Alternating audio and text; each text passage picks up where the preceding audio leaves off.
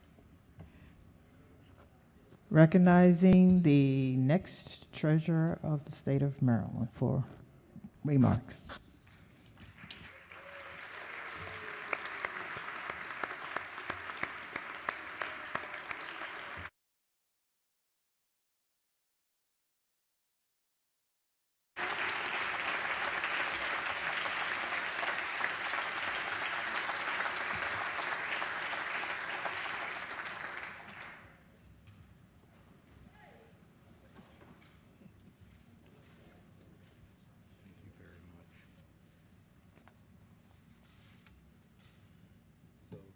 So this is what it looks like from up here.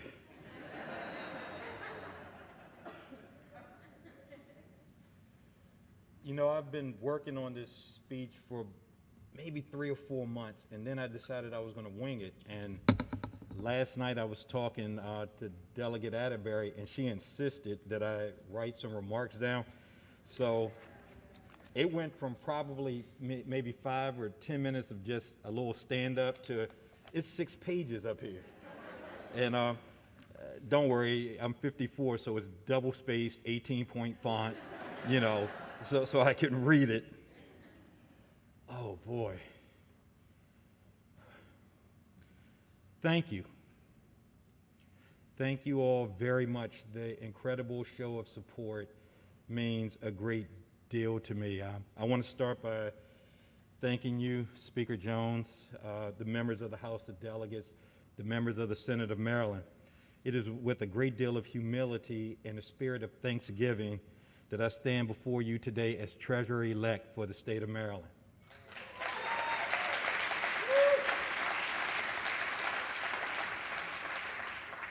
Before I go any further, I'd like to just take a moment to express my gratitude to Treasurer Nancy Kopp and her Chief Deputy Bernadette Bennett for their combined 60 years of service to our state and to the citizens of Maryland.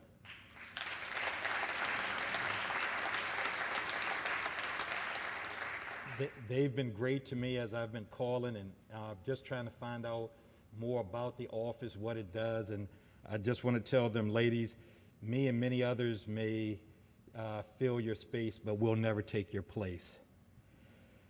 It would also be remiss of me if I did not thank my wife, Monique, my children, Derek Jr. and Nyla, my parents, Norman and Ernestine, my brother, Keith, and all the residents of District 25 for allowing this country delegate from Prince George's County. I wanted to say that. I've heard shoemakers say that forever, and I wanted to see how that felt. Just to fulfill this incredible dream for the last 27 years. I've had the opportunity to just travel this state and just to see all that it has to offer, all of its splendor, from the snow-capped mountains of Western Maryland to the sandy beaches of the Eastern Shore, from the inner harbor of Baltimore City to the National Harbor of Prince George's County, the beautiful vineyards in Frederick County and the biotech corridor of Montgomery County. It is just an honor to live, work, play in the state of Maryland, and I am, again, just overwhelmed and honored by this opportunity. We have much to be proud of in the state of Maryland. I also want to thank, all right, I'm losing my place here. I want to thank, over the course of my journey, rather, I've just had the privilege to meet so many wonderful people that we serve with. The hardworking staff of the Department of Legislative Services, the Clerk's Office, the Office of Information Systems, the Department of General Services, and the young people with the Department of Corrections who are seeking a second chance. We're just truly blessed to have such talented and a dedicated workforce here in Maryland. So I just wanted to acknowledge them for all that they do for us. During my 27 years here in Annapolis, I've experienced the full range of emotions, from the highest of highs to the lowest of lows, and still, there's not a thing I would change about my time here. You know how they say if you have a job that you love, you'll never work a day? That's a lie. That is a lie. I love being a delegate in the chair of economic matters, and I work my butt off. and over the years, trying to stay ahead of Kipke and Zelega and the progressives out here and the Democratic caucus, the Republican caucus. But you know what, though? You all have pushed me. You pushed me to be as prepared and as knowledgeable as I could possibly be, to be the best version of myself. It's what Kobe Bryant used to call the Mamba mentality. And in the interest of full transparency, I must tell you that I spent many nights plotting on you jokers too. I would be, thinking of witty comebacks for stuff on the floor, scouring the internet for obscure tidbits of information, and then I started reading the rule book during the pandemic, just to add some more stuff to it. So you guys, it's been great. And then I started wondering as this started getting closer, how was I going to replace that?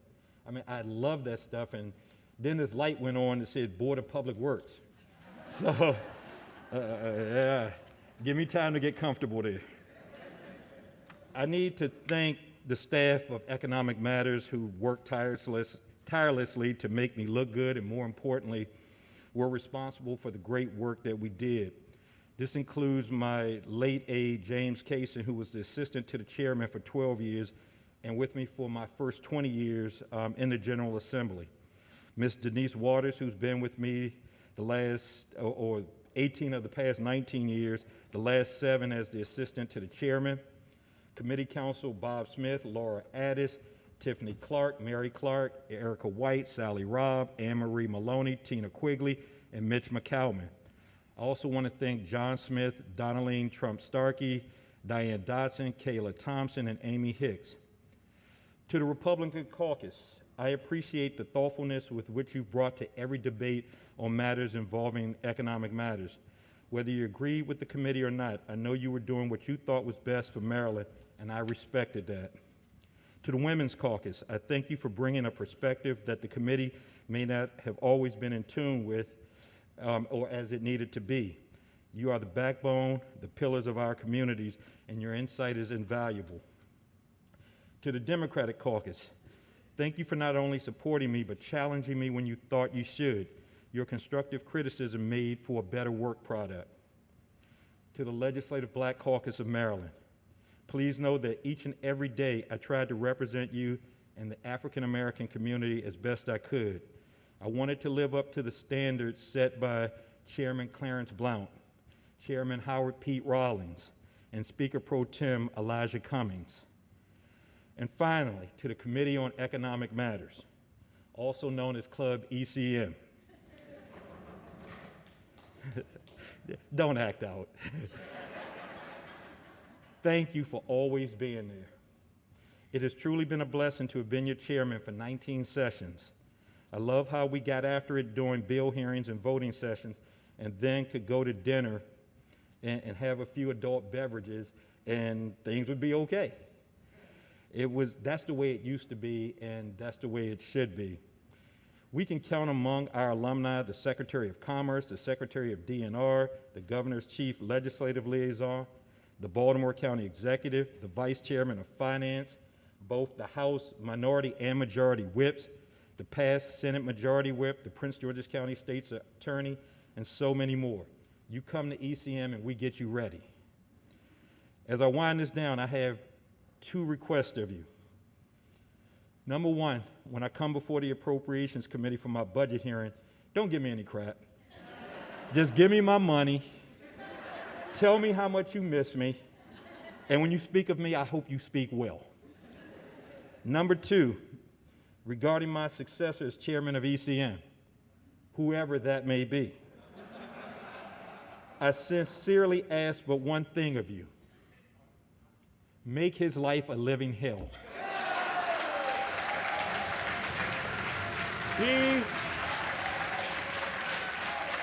Be as sullen, as cantankerous, obnoxious, and rude as he is, whoever he may be.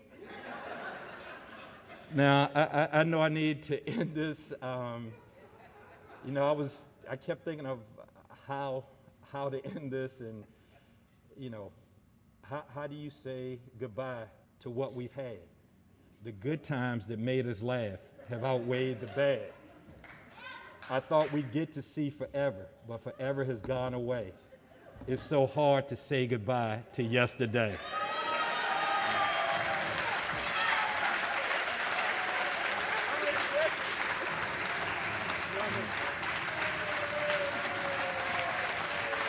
Derek.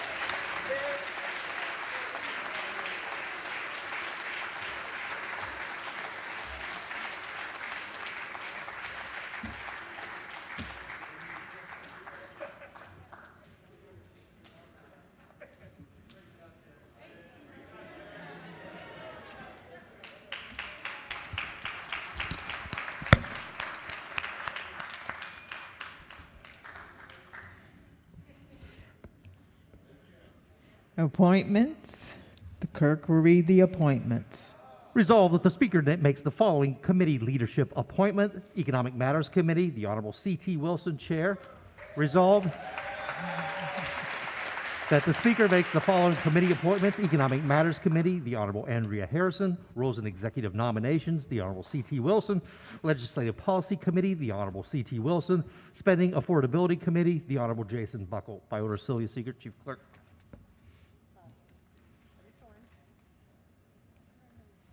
Hearing no objection, the appointments are adopted.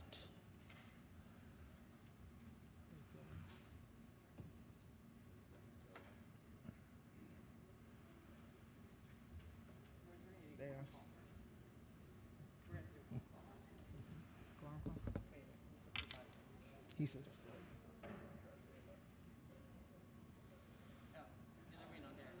Oh. You are needed in the Senate right now. They're waiting on you.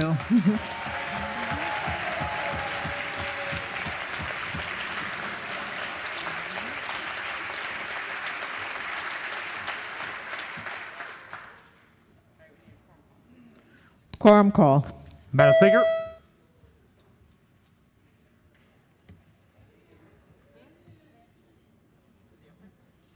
Everyone recorded their presence. Clerk will take the call. There being 136 members present, the House is still in session.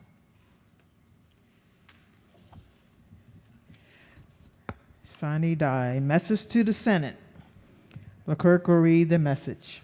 Ladies and gentlemen of the Senate, we propose with your concurrence that when the General Assembly adjourns December 9, 2021, it stands adjourned sine die.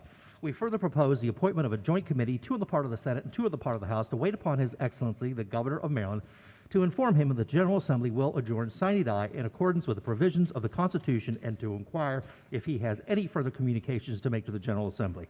We have appointed on the part of the House Delegates Lutke and Buckle. Hearing no objection, the message is adopted. Message from the Senate. The clerk will read the message. Ladies and gentlemen of the House of Delegates, we have received your message proposing that when the General Assembly adjourns December 9, 2021, it stands adjourned sine die. The Senate concurs therein. We agree to a joint committee to wait upon His Excellency, the Honorable Lawrence J. Hogan, Jr., Governor of Maryland. The Senate appoints Senators King and Simon Eyre. Hearing no objection, the message is ordered journalized.